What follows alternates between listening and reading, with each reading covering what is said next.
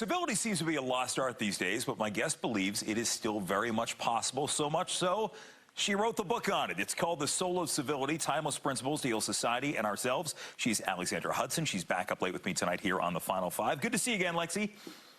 Jim, thanks for having me.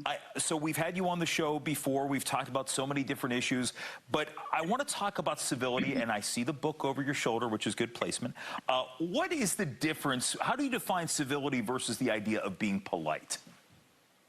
When I was in D.C., it became very clear to me that there's this essential distinction between civility and politeness. I worked in government, and I was surrounded by people who were extremely hostile on one hand, and then extremely polite and poised on the other. And at first, I thought that I'd found my group, my tribe, in the polite contingent. But I realized very quickly that this contingent were the people that would flatter me one moment and then stab me in the back the next. And so I realized it was possible to be have the polish, have the manners and etiquette, but not have the inner character. And so that helped clarify this essential distinction between civility and politeness. Politeness is manners, it's behavior, it's etiquette, it's technique. Civility is a disposition of the heart. It's internal. It's a way of seeing others as our moral equals that sometimes requires respecting them enough to be impolite, telling them a hard truth, engaging in robust debate. So while politeness and just talking nice to one another, focusing on manners and etiquette is never going to be enough to help remedy our deep divides today, civility, the habits of citizenship, the duties we have to one another by virtue of our shared personhood as human beings, it might be. I think it is our hope. Where did you find that internal spark that said, I need to put this down, I need to put these thoughts on paper, and it's a message that I want to share with the nation? I had no choice. Honestly, this book was like I had a disease, and writing the book was the cure. I've been thinking about these ideas my entire life. My mother, she's called Judy the Manners Lady, and Jim, while writing this book, I discovered that she's one of 4 women who are internationally renowned experts on manners named Judy who teach etiquette. And so I was raised in this environment that was incredibly mindful of social norms. But I remember always questioning them growing up. This might not surprise you about me, Jim. I'm constitutionally allergic to authority. I hate being told what to do. And so I always wondered, why do we do things the way we do them? Why do we set our tables just so? Why do we use forks at all? And I hungered for a deeper reasoning behind our social norms. And I was also inspired by Dr. Martin Luther King Jr. One weekend away while I was working in government, I was with the Aspen Institute talking about civility in public life. And we reread Dr. King's letter from a Birmingham jail, and we reflected, was it possible to revive civility in America? Could protest be civil? I mean, of course, America was founded on protest. And Dr. King's letter from a Birmingham jail was particularly clarifying. He says, there's a difference between an unjust law and a just law. A just law is a law that uplifts human personality, and unjust law degrades it.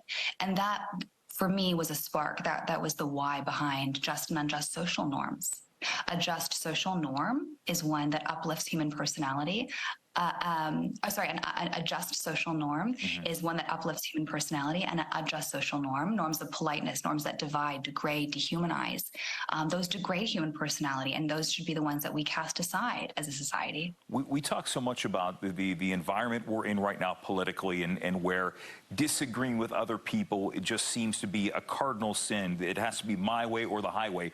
In your book, you go back through history and you look at different times in civilization where people established these norms of civility and how they approached this idea of disagreement out there.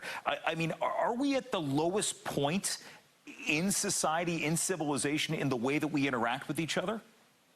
It's an excellent question. There's a reason I wrote this book right now. This question of how might we flourish across deep difference? This is the most important question of our day.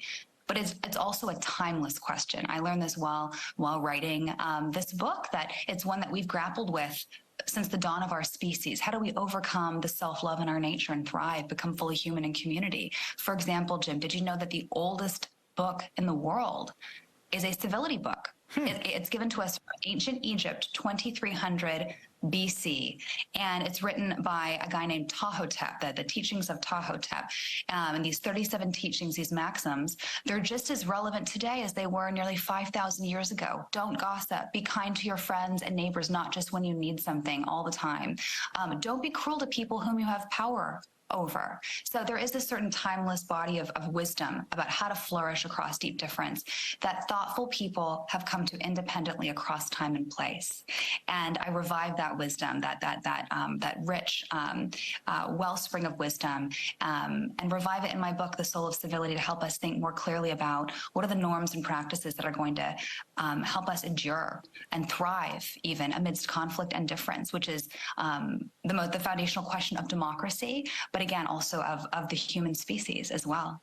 You mentioned the book, obviously, and congratulations, too, because I believe it came out. It was #1 on the political philosophy list on Amazon, just to see people responding to it. And it was an impressive list of people who gave you blurbs and some big names in that. Again, the book is called The Soul of Civility. And Lexi, again, congratulations on this. Great to see you again, and best of luck and as you continue to tour the country and share your message. Jim, thank you so much for having me. Our pleasure. And the Final Five is back right after this.